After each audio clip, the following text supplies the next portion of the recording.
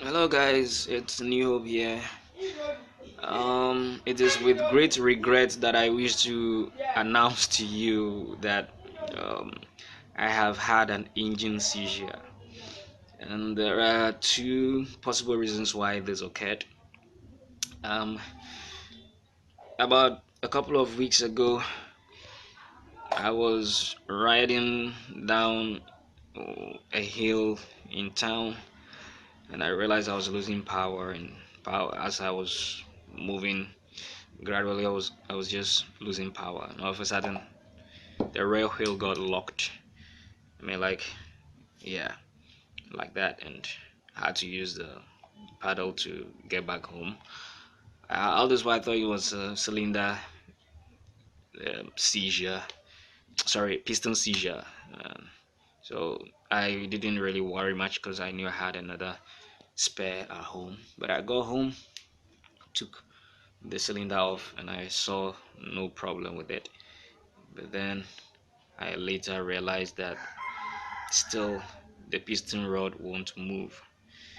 So I took the engine apart and I realized that my connecting rod got stuck inside my crankshaft. This is um, really something I never thought of.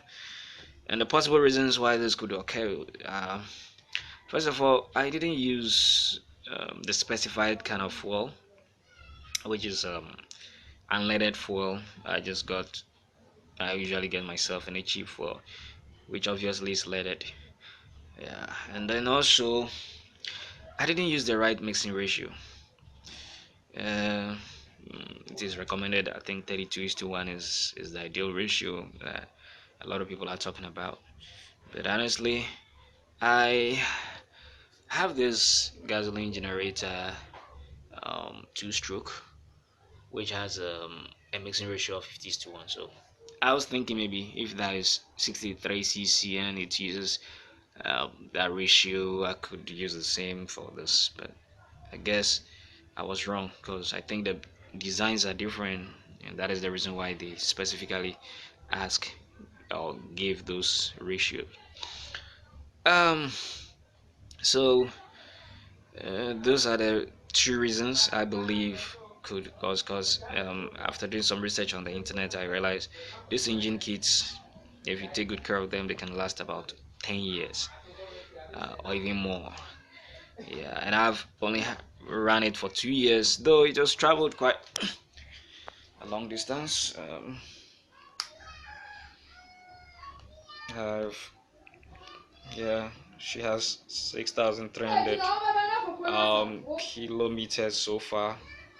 Yeah, so well, that's quite a distance, but she can still do more than that. She can still do more than that. So for now, I'm down with the engine, so and I have to paddle wherever I'm going. Yeah, but since I took the engine off, it's a little light.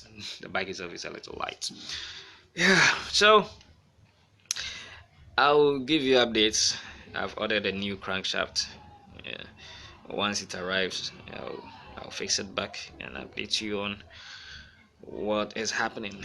Also, I got myself this magneto stator that has separate windings, one for ignition and the other for your accessories. It is believed to produce 12 volts for your accessories, and there aren't much reviews about it on the internet. I couldn't even find one on YouTube. People only the videos I saw on YouTube, uh, people talking about it like they got it, but they didn't tell us how, what actually how the experience they had with it. Nothing of that nature. And so I will be giving you updates when it comes and everything is connected. And then I also got myself. Well, you can see my my sprocket is completely worn out. I got a new one as well. And then while we were taking out the clutch shaft. We broke the tip over there. Yeah, because the removal tool got it all stuck inside, and once we're giving it pressure, it just kept on splitting it apart. And as you can see, it's quite the knot cannot fit anymore. So I got myself a new set of this as well.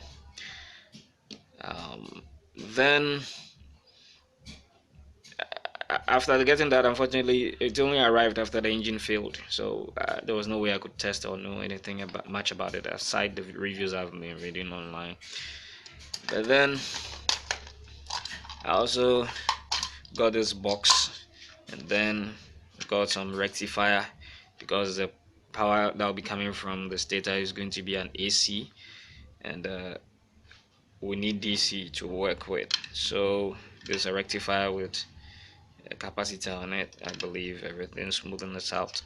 And then there's also, I used this 18650 battery from Samsung.